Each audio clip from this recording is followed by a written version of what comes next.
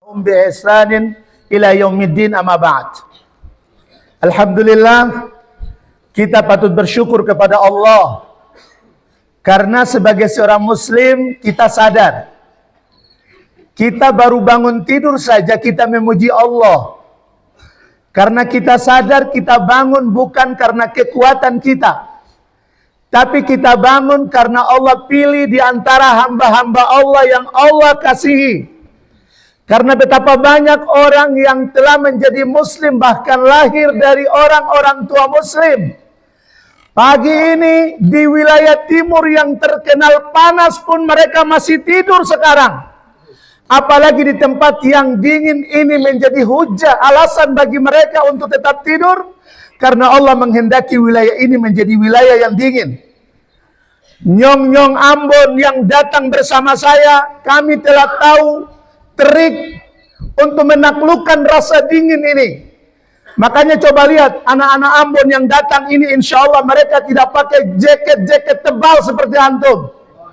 Ya, tahu kenapa? Tahu mereka cara menaklukkan rasa dingin. Bagaimana caranya? Tadi sebelum subuh mereka sudah pada mandi semuanya. Maka alhamdulillah mereka tidak kedinginan. Sedangkan antum masih dengan selimut, dengan jaket-jaket besar, penutup telinga dan seterusnya. Artinya bukan berarti mereka lebih baik dari antum, tapi insya Allah kita semua sama. Ikhwafillah, para asatidzah, sekjen dan ketua umum kita ini mirip-mirip saja, 11-12. Iya. Tidak tinggi, sama tinggi dengan kita. Tidak rendah, sama rendah juga dengan kita. Dan ini yang sulit kita dapati dari leader-leader, para pemimpin-pemimpin. Dan demi Allah, saya bersaksi mereka ini adalah orang-orang baik yang selama ini saya dapatkan. Dan kalau permusi dengan connecting muslim, maka merekalah yang di depan connecting muslim itu. Ya, dan saya kira saya tidak menjadi saksi, tapi kawan-kawan di belakang dan di samping saya ini semua menjadi saksi atas kebaikan mereka. Ikhwafillah, pengetahuan saja, tadi yang jadi imam itu sama nasibnya atau perjalanan hidupnya sama seperti Ustadz Bernard. Dia dulu mantan kafir. Ya, kalau Ustadz Bernard dari Katolik, dia dari Protestan. Dan tidak tanggung-tanggung dia adalah cucu seorang pendeta. Subhanallah. Dan dia bersama ibunya menjemput hidayah. Hari ini ibunya menjadi daiyah penggerak di desa. Jika saya datang ke kampung, saya tidak perlu mengumpulkan orang-orang. Beliau dari rumah ke rumah, lalu semua orang-orang terkumpul, saya cuma datang menyampaikan tausiah saja. Saya ada bawa beliau sekarang. Ya. Dan beliau yang tadi jadi imam namanya Rudianto Istia. Alhamdulillah, satu di antara anak mualaf Maluku yang hafal Quran 30 juz 15 bulan saja dalam kehidupan. Alhamdulillah.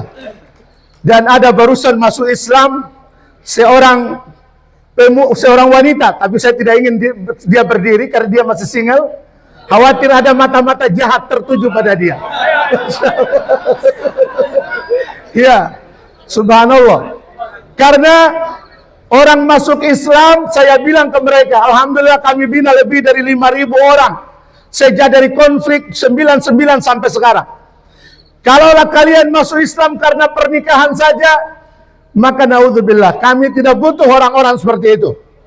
Begitupun karena jabatan, karena harta dan lain-lain. Tapi saya berharap mudah-mudahan kalian setelah menjadi muslim, kalian menjadi leader. Menjadi leader. Ya, semacam Ustadz Agustinus Kainama, Ahmad Agustinus Kainama, yang juga orang Ambon. Atau jika wanitanya menjadi Ustadzah Nevi Nanlohi, sama juga orang Ambon, yang hari ini menjadi da'i dan da'iyah mu'alaf. Ikhwafillah, antum ini, kita ini bersyukur kepada Allah. Bersyukur sekali, selain menjadi anggota Permusi, ya, yang hari ini Permusi berbeda. Permusi memiliki paradigma baru. Yang dahulu politik oriented, sekarang berubah menjadi orientasinya berdakwah. Itulah sebabnya dahulu begitu saya mendengar nama Parmusi, karena kita tahu sejarah. Parmusi ini adalah salah satu di antara partai politik di negara ini, pernah menjadi partai politik. Begitu diajak oleh Allahumma yarham guru kami yang sangat kami cintai, Ustadz Syuhada, Abu Imam. Ini ada Parmusi. Wah, apalagi nih kita diajak berpolitik praktis lagi nih. Ya. Gimana Ustadz? Oh, beda Parmusi sekarang dan Parmusi kemarin berbeda, Syekh. Sekarang sudah orientasinya dakwah. Ya, kalau dakwah insya Allah. Maka wahai ikhwah dan akhwat, ya, kalian tahu persis bahwa diri kalian ini adalah orang-orang pilihan Allah. Orang-orang yang sangat mulia dan tidak ada yang lebih mulia dari antum. Tahu kenapa? Allah Subhanahu wa taala berfirman, "Wa man ahsanu qawlan mimman da'a ila Allah." Siapa lagi yang lebih baik dari orang-orang yang berucap mengajak manusia kepada Allah? Siapa lagi kata Allah? Kecuali orang-orang yang mengajak manusia kepada Allah. Kita sadar ada orang yang lebih hebat ilmunya dari kita. Kita sadar bahwa sesungguhnya ada orang yang lebih hebat dari kita. Tapi karena pilihan Allah lah, kemudian hari ini kita disebut menjadi da'i atau da'iyah. Maka wahai saudaraku, sadarkah kalian, bukankah kalian orang-orang hebat? Saya mau tanya, tolong dijawab. Bukankah kalian adalah termasuk orang-orang hebat? Sekali lagi saya tanya, bukankah kalian termasuk orang-orang hebat dan pilihan Allah? Barakallahu fikum. Allah yang menyebutkan, bahkan di ayat lain Allah sebutkan, kuntum khaira ummatin ukhrijat linnas. Kalian adalah umat terbaik yang dihadirkan kepada manusia. Ta'muruna bil ma'ruf wa tanhauna 'anil munkar. Ya, jadi ciri menjadi orang baik, orang terbaik, umat terbaik adalah mereka yang suka mengajak kepada kebaikan, kepada Allah, jadi mencegah dari yang mungkar. Maka wahai saudara, minta maaf.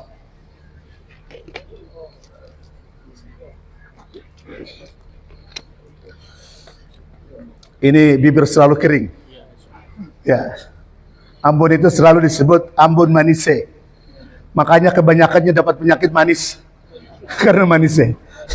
Makanya ciri diabetes itu selalu kering tenggorokan.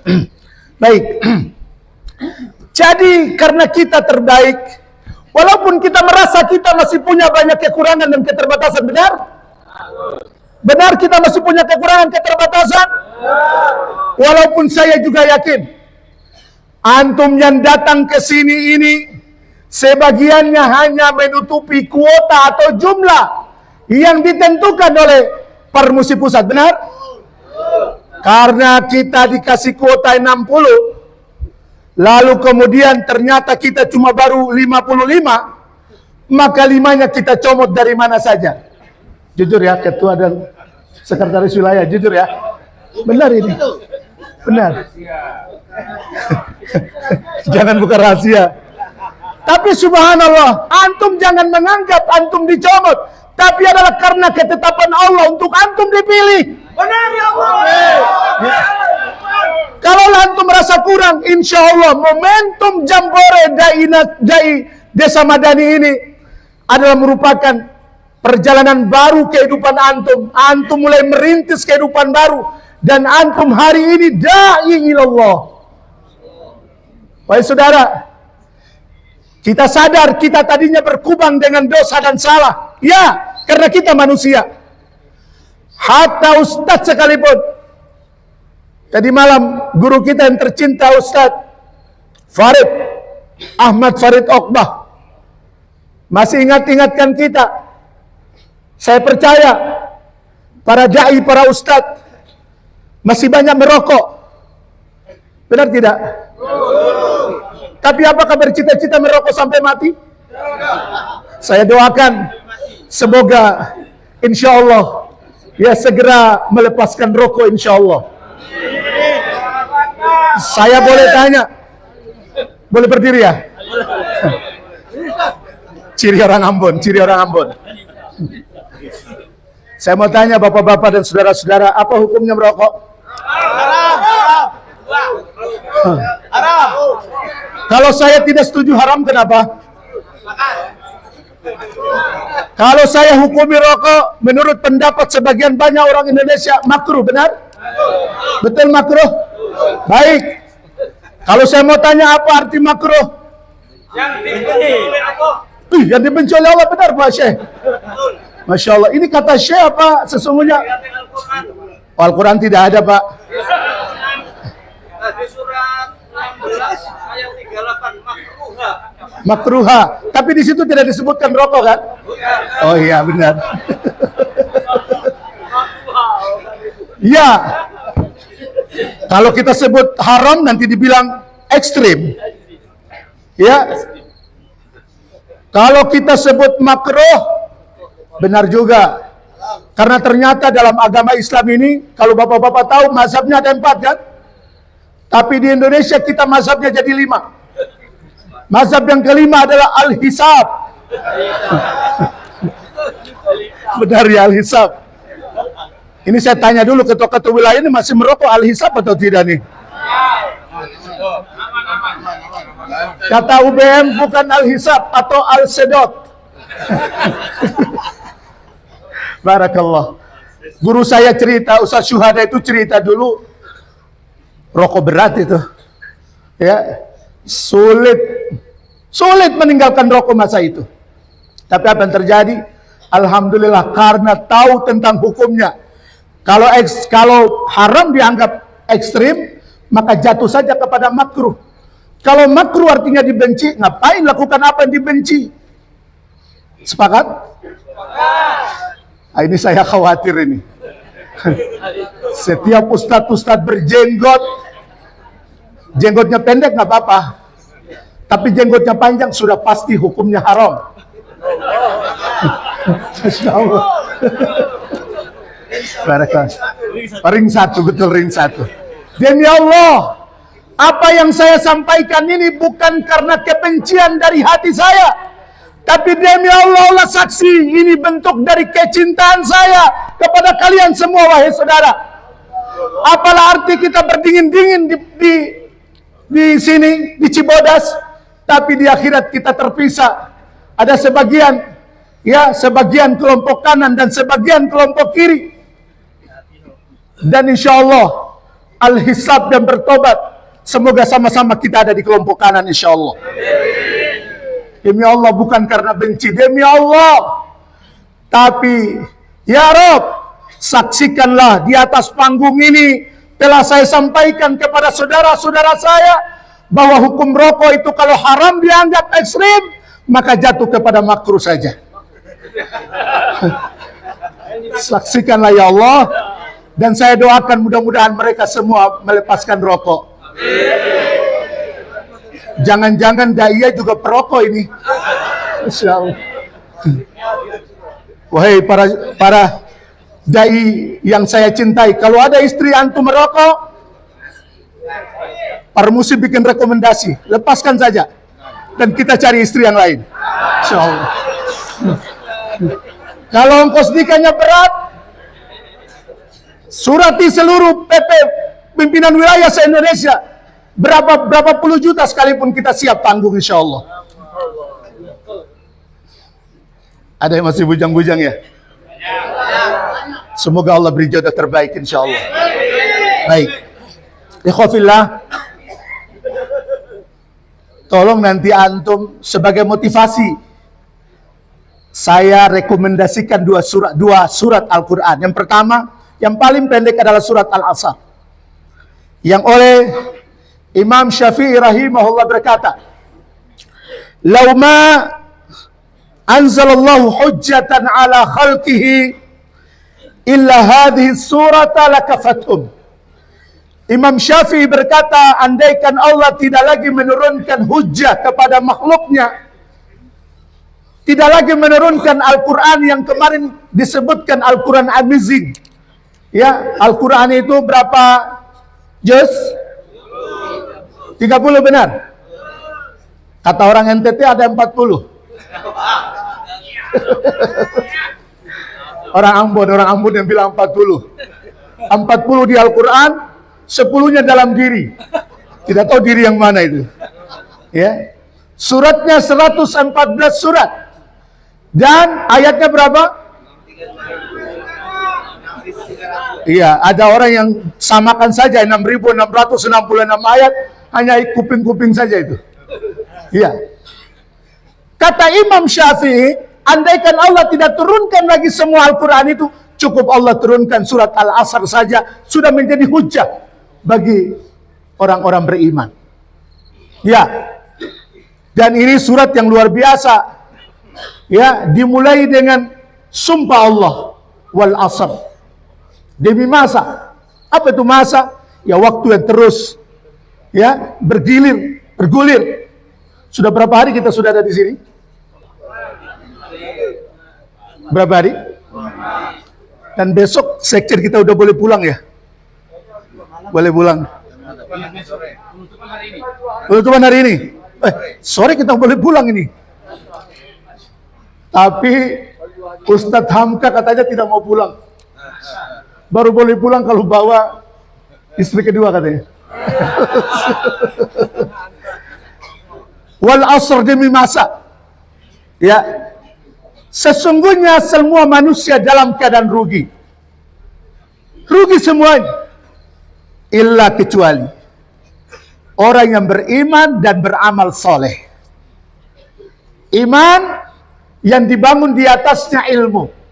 Wahai para duat, kita sadar sesungguhnya sisi keilmuan mungkin masih ada orang yang lebih hebat dari kita. Maka seorang dai dalam waktu-waktunya tidak boleh kosong dari waktu dia belajar. Karena saya selalu bilang para duat, para ustadz-ustadzah di Ambon, hei, kalian mengajar ini jangan kalian sok seakan-akan kalian serba tahu, tapi faham dan camkan bahwa kalian mengajar ini mengajar dalam rangka belajar. Antum ustadz mengajar di Aliyah contohnya, antum tidak tahu ada santri antum yang lebih baik bacaan Qur'annya dibandingkan antum. Antum tahu bahwa sesungguhnya hafalan Qur'annya santri antum yang antum panggil murid ini lebih baik, bahkan lebih banyak hafalannya daripada antum. Maka mad'u mustami, santri bukan hanya murid, tapi sewaktu-waktu dia bisa berubah menjadi guru kita. Benar? Mustami, mad'u, binaan dan santri itu tidak hanya sebagai santri kita, tapi dia juga sewaktu-waktu bisa menjadi sahabat kita. Benar? Ya. Dan dia juga adalah anak kita. Maka ikhwafillah, seorang da'i harus mendapatkan 4 sifat ini. Yang pertama punya iman. Dan iman dibangun di atasnya ilmu. Ya, iman tegak di atas ilmu. Yang kedua, jangan antum asal ngomong doang. Ya, baca atau mendapatkan suatu alasan kemudian antum sampaikan dalam ceramah antum tanpa antum mengamalkan terlebih dahulu. Utsman bin Affan, sahabat yang mulia, suatu saat ditanya kepadanya tentang keutamaan memerdekakan budak. Apakah beliau langsung menjawab? Tidak. Beliau butuh 3 hari. Setelah 3 hari baru beliau menjawab. Sahabat lain bertanya, wahai Utsman, kenapa engkau tidak menjawab pada saat mereka bertanya? Apa yang dijawab oleh Utsman? Aku baru bisa menjawab di hari yang ketiga ini karena setelah pertanyaan itu aku carikan uang, dan uang itu aku bebaskan budak, dan setelah aku bebaskan budak baru aku jawab. Kenapa? Aku takut di hadapan Allah. Aku jawab sedangkan aku belum pernah membebaskan budak. Benar? Bagaimana dengan kita? Ditanya tentang puasa sunnah, kita jawab. Padahal jangankan puasa sunnah, puasa Ramadan yang kemarin kita sakit, sampai hari ini kita belum ganti puasa kita. Bagaimana itu? Dan surat yang kedua terkait dengan hal ini yang saya rekomendasikan adalah surat As-Saff. Allah sebutkan, ya ayyuhalladzina amanu lima taquluna ma la taf'alun. Wahai orang-orang yang beriman, kenapa engkau mengatakan sesuatu yang engkau tidak bisa melakukannya? Ayat sambungannya adalah kabura maqtan 'indallahi an taqulu ma la taf'alun. Sangat besar kebencian Allah. Tadi dibenci karena merokok, sekarang dibenci gara-gara bicara, memoles kata-kata menjadi kata-kata indah, seakan-akan menjadi seorang penyair. Tapi naudzubillah min dzalik, hanya omong doang, tapi tidak bisa melakukannya. Maka wahai para doa, demi Allah, jika antum tahu antum ingin keberkahan dalam dakwah, maka tidak hanya kita belajar memoles kalimat agar didengar baik dan tersentuh jiwa-jiwa, tapi lebih dari itu kita berusaha mengamalkannya terlebih dahulu. Wahai saudara, kalimat demi kalimat yang terus mengalir dari seorang khatib yang sedang berkhutbah, kalimat demi kalimat yang mengalir dari seorang duat, dai semacam saya. Jangan kemudian merasa aman setelah itu dan semua orang memuji karena cara penyampaiannya yang baik. Tapi wahai saudara, raqibun wa atid, mencatat dan mengawasi apakah kita mengamalkan apa yang kita bilang atau tidak. Di ayat lain Allah sebut, ata'muruna an-nasa bil birri wa tansawna anfusakum wa antum tatluna al-kitab. Kenapa? Allah tanya, kenapa? Kenapa kalian menyuruh orang-orang berbuat baik, sedangkan kalian lupa pada diri kalian sendiri? Sedangkan kalian lihat dan kalian baca dari kitab Allah, Al-Quran, dan kalian baca, kalian simak dari sunnah Nabi Sallallahu Alaihi Wasallam. Maka wahai saudaraku para duat, dari lubuk hati yang paling dalam, atas dasar cinta kepada kita, tidak hanya cinta kepada ketum, tidak hanya cinta kepada sekjen, tidak hanya cinta kepada para pemimpin-pemimpin kita, tapi cinta yang sama. Wahai saudara, persoalan cinta menjadi persoalan yang inti dalam agama. Cinta dalam tanda kutip yang hakiki karena Allah. Maka kalau kemudian para asatidz kita berkhidmat pada antum, bukan berarti mereka merendahkan diri mereka di hadapan antum, tapi karena dasar cinta itu. Makanya saya sering bilang kawan-kawan, ubah image dakwah kita. Dakwah kita hari ini adalah dakwah cinta. Ya, dakwah cinta. Kita tidak ingin diri kita dan saudara-saudara kita ini, ya, diazab oleh Allah gara-gara mereka lupa kepada Allah Subhanahu wa taala. Izin lagi ya. Bismillah.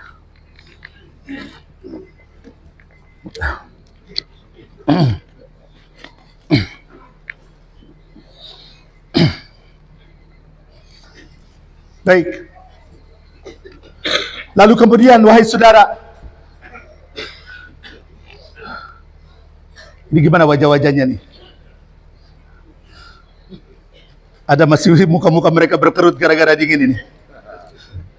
Tadi tahu rahasianya menaklukkan dingin? Apa tadi? Mandi kenapa? Mandi subuh. Kalau mandi di tempat antum kan biasa kan? Kalau mau sholat subuh harus mandi, wajib mandi. Apa alasannya? Ya udahlah, paham.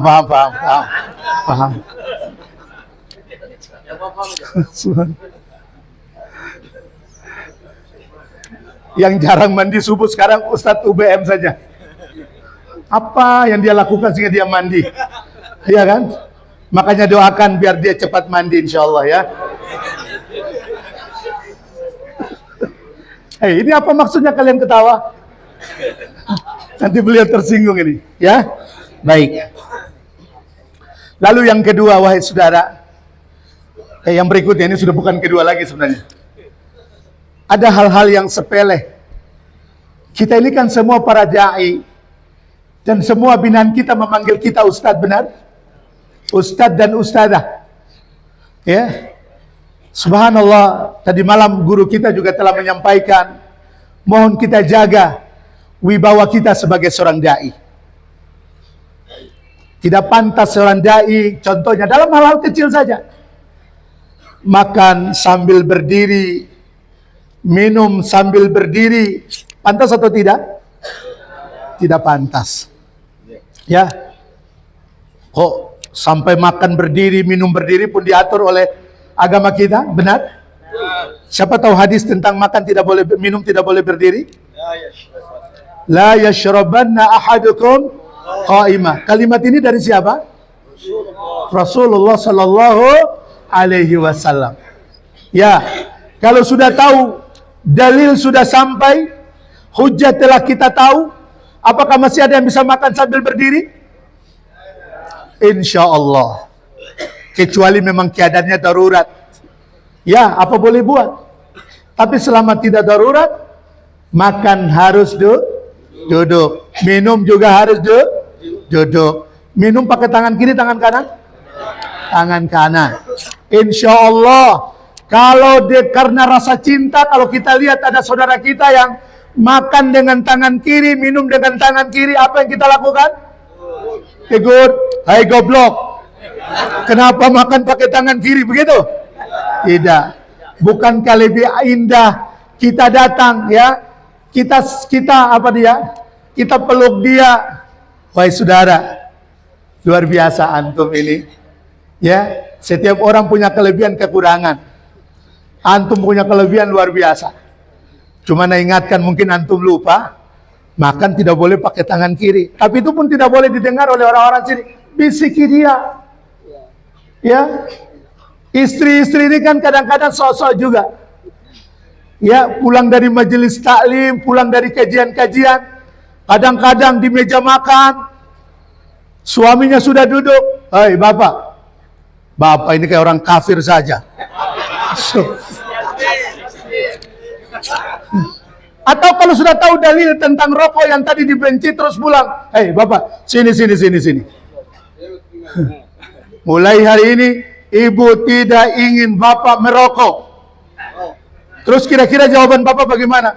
Mulai hari ini juga ibu bukan istri bapak lagi.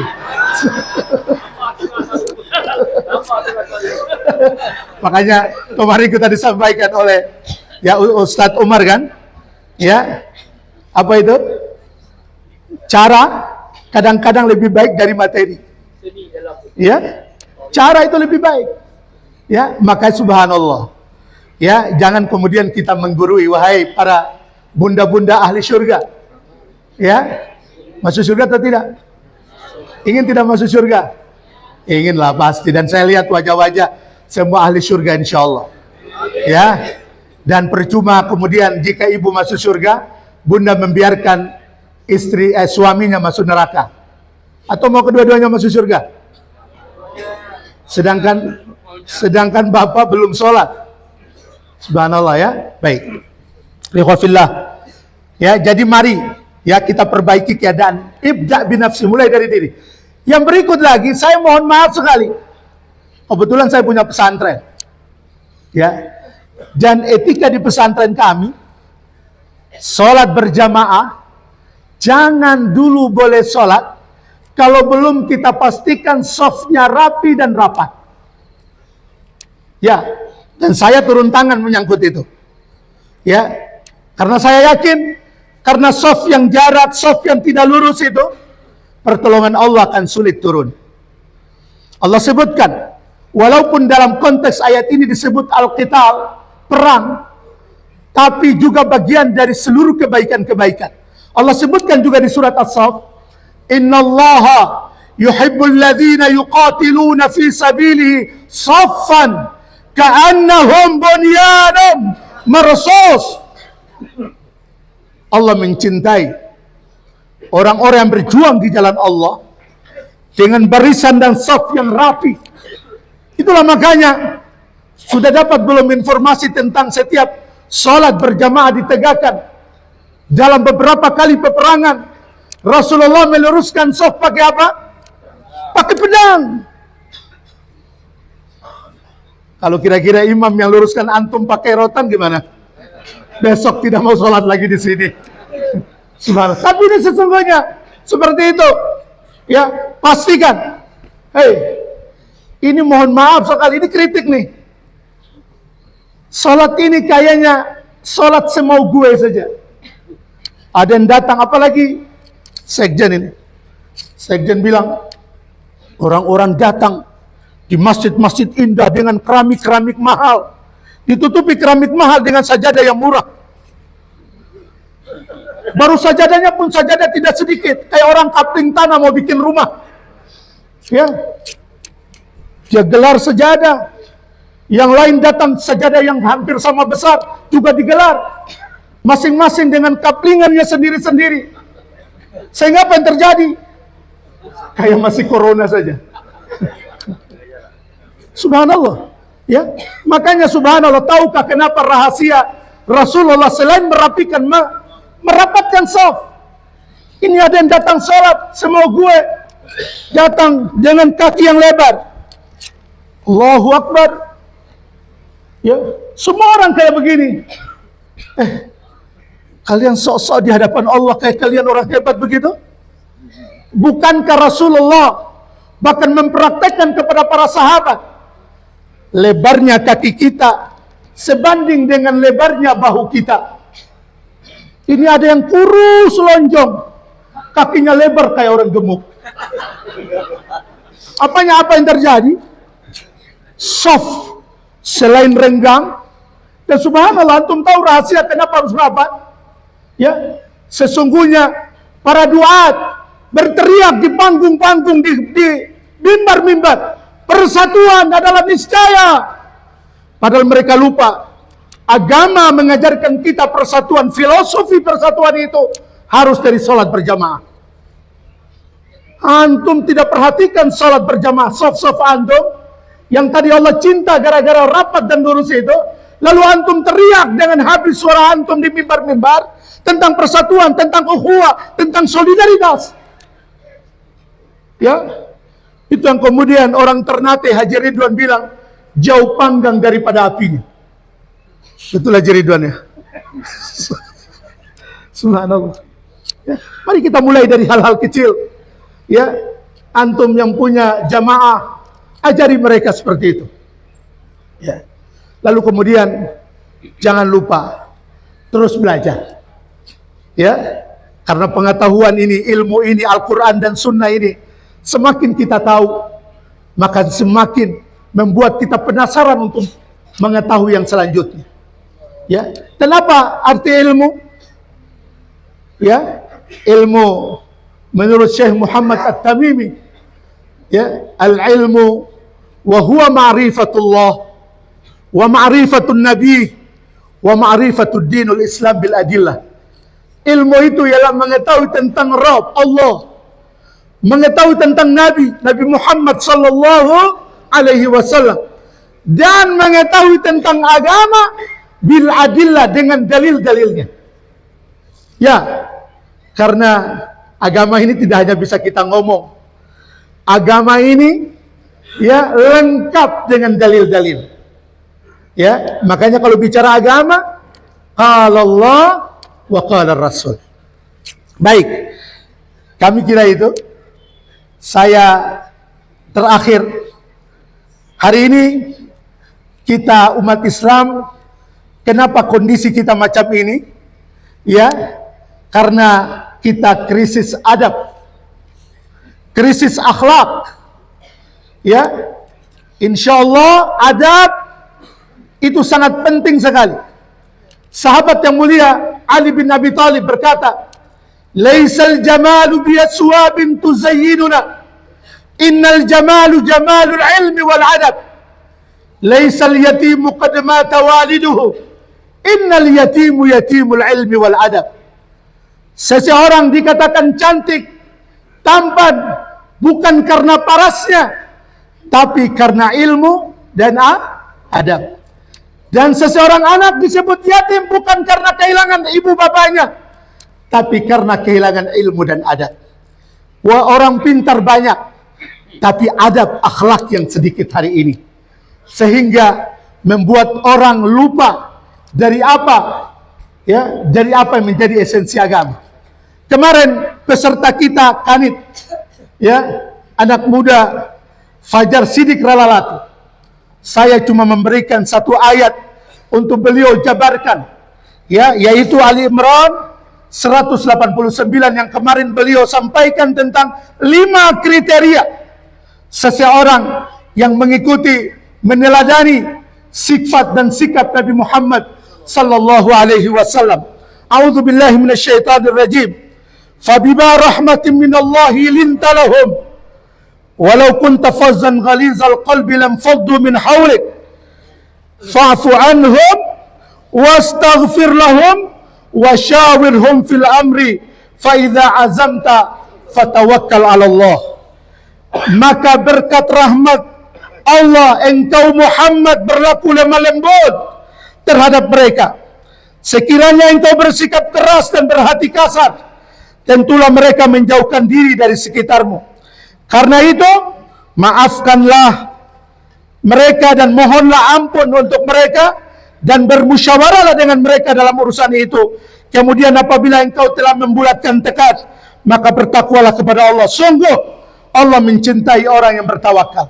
Demikian apa yang bisa kami sampaikan. Mohon maaf atas kurang dan salah.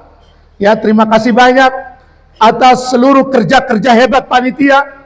Semoga kita doakan apa yang telah mereka abdikan, apa yang mereka dedikasikan untuk suksesnya acara ini. Allah ganti seluruh kebaikan mereka dengan gantian yang terbaik di dunia dan di akhirat.